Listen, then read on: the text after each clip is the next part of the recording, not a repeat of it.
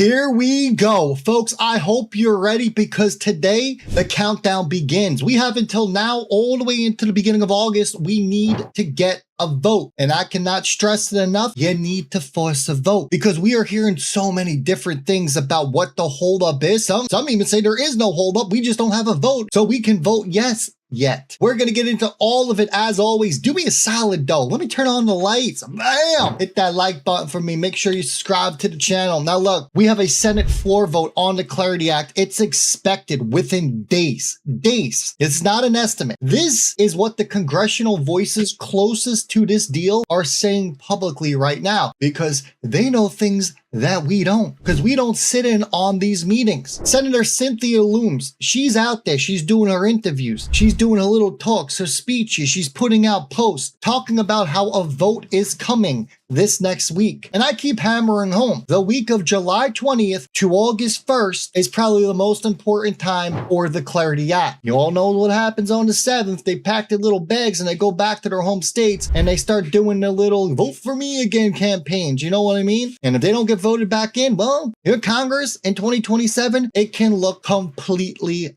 different. Now, let me explain to y'all why this vote matters way more than any vote in the history of XRP. Not because of what it does to the price immediately, but because of the chain reaction that follows. The Clarity Act. This isn't the end of the story. This is just your first domino in a sequence that connects all of Ripple's infrastructure here directly to the United States' financial system at federal law. And we're going to walk through that step by step. That was a TV show, wasn't it? And what this all looks like. So let's advance here. We went way too far. We got back like this. Boom. So we're going to start with the number that puts everything else in context because I think most people in the XRP community are thinking about this opportunity in terms of crypto market. That's not the right way to think about it. The opportunity here, it is much larger than that. I want you to think about FedWire and FedNow, your US real-time payments rails. They do 1.14 quadrillion. That's what they do. Those are at least the numbers that we pulled, right? From 2024, think about that. 1 year, one country, your average,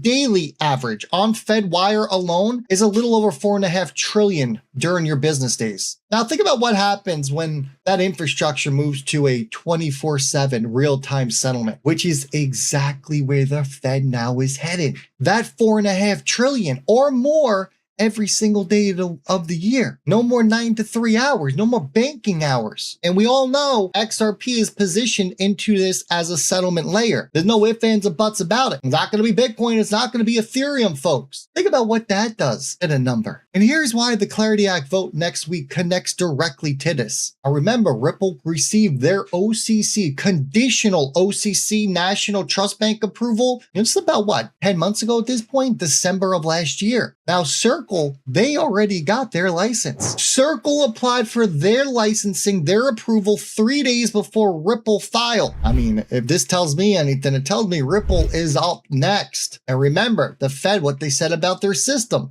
they stated that their system will for the first time ever be able to handle these international payments. When before it was only domestic. We all know you don't need XRP for domestic transfer payment settlement, US dollar to US dollar. It works completely fine. Now, we had a Wisdom Tree executive, okay? Wisdom Tree has an XRP ETF. They testified at Federal Hall just last week with a very simple example. They stated if you want to transfer a share of stock to your son or daughter right now, not some complex institutional trade, just moving a share of, say, your Apple or Tesla stock, and you want to give it to a family member as a gift, great gift, by the way, that it takes days of paperwork. It has to go through multiple intermediaries. A broker got to process it. A clearinghouse has to approve it. A transfer agent has to record it. It's in multiple days at minimum. And you probably pay fees every way of that journey. But if you tokenize this, if it's on a blockchain, that same transfer takes seconds and it costs fractions of a penny. You hold the tokenized share in your wallet. You then send it to your son's wallet and it's done. No middleman, no paperwork, no waiting. That is the world we're moving into. There is no ifs, ands, or buts about it. I mean, the DTCC is doing it right now. They got their little pilot going on and they expect to be fully launched in October. Now, here's what makes makes this exciting, right? July's almost over, give or take another,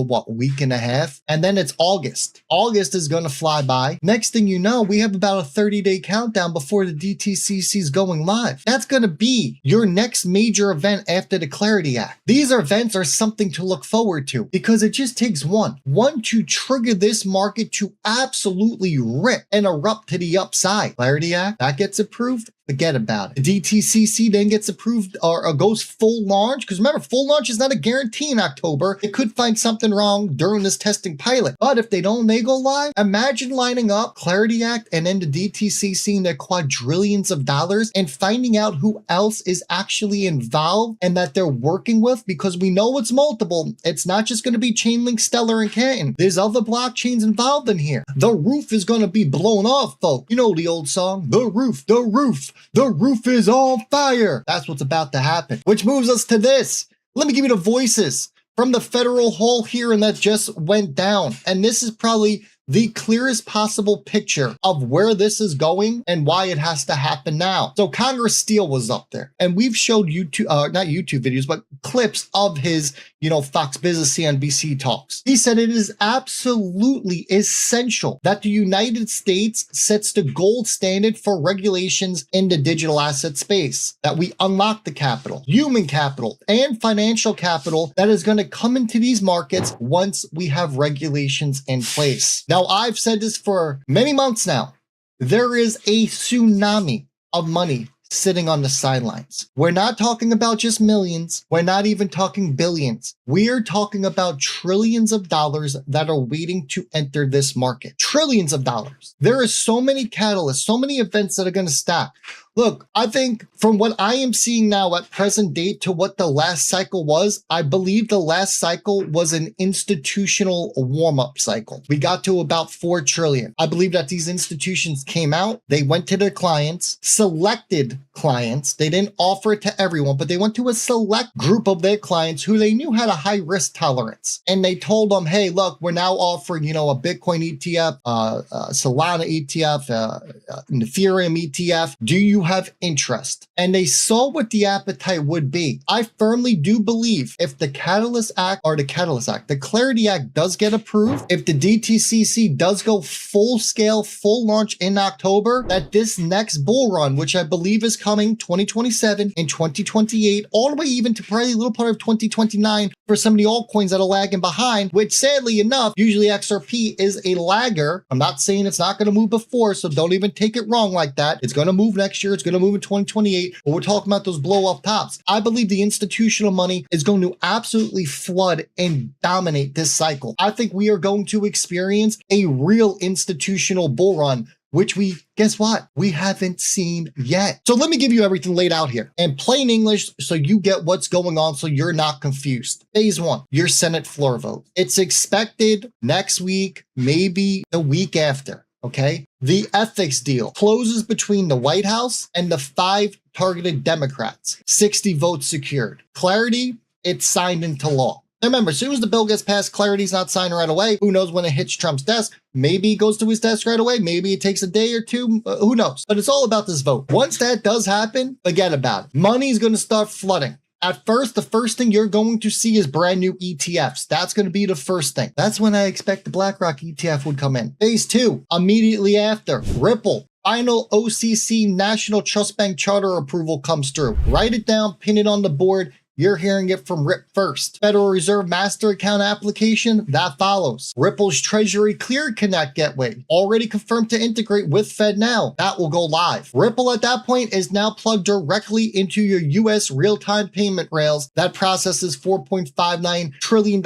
per business day. DTC full tokenization rollout hits in October. We finally see what Ripple's seat at the table is going to bring for us. And then phase 3, my favorite phase of them all, your BlackRock multiplier. That's right. BlackRock will announce an XRP ETF. BlackRock will be the gateway that causes Fidelity to also jump in. VanEck, Morgan Stanley, all of the big boys. This, I'm going to tell you right now, I've been here since 2017. This is me being real with you. XRP has underperformed since 2017. king. No ifs, ands, or buts about it. Now, I know a lot of people are going to go back and say, but XRP went from, it did a 10x. Big shit. XRP should have been above $4 multiple times during this 10-year span. I believe we all can agree with that. But once BlackRock gets on board, folks, and we get Fidelity and Morgan Stanley and all these ETFs, there is going to be a supply squeeze. There is going to be one of the biggest marketing campaigns you have ever seen from the institutional side. Forget Ripple. We don't need them at that point. From the institutional side of things. And this is just going to be a catalyst of events. We start talking about those XRP targets that we talked about last cycle. 4 to 650,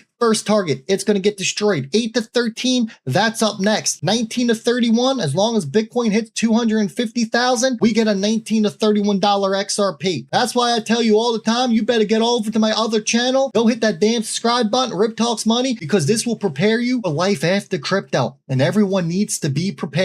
Now, let me close. I don't want to say closing yet. I got a couple more things to go over. But let me just talk about the domino effect here, because this is probably the biggest domino event that you're going to see upon any crypto and crypto company. OCC charter, Fed master account, Fed now access, DTCC October full rollout, BlackRock ETF marketing, and then you can sprinkle in there a Fidelity, a Van Eck, a Morgan Stanley, all of them, a State Street. It only takes one of the big three issuers to issue an XRP ETF to force the other two to do it as well. Why? Because it becomes a competition at that point. They know the other's making a shit ton of money, so what do? They need to get in the game as well. It's that simple. It takes one. And remember, you have the big three. No one wants to be first, but no one wants to be last. So if you get one, well, the person's not going to want to be last. They got to be number two. Then it gets real, and then we start talking about some crazy freaking money coming aboard, folks. Now, here you go. Every year, without clarity, is innovation fleeing the US. And that's spot on. You got clarity over in Asia, clarity in Europe. I mean, you got Mika, CAS, you got Japan doing big things. If the United States continues to drag their feet, forget about it. They will leave. Not because they want to leave, because they need to leave. Because a business needs to make money in order to keep their doors open. If they can't make money in the US because there's no rules, there's no laws, what do you do as a business? You got two options. You shut down shop because you're going broke and you can't afford to run anymore, or you go somewhere else where you are able to keep running and doing everything that you want to do. If we don't get the Clarity Act approved, well, the unfortunate part is that we're going to have to wait until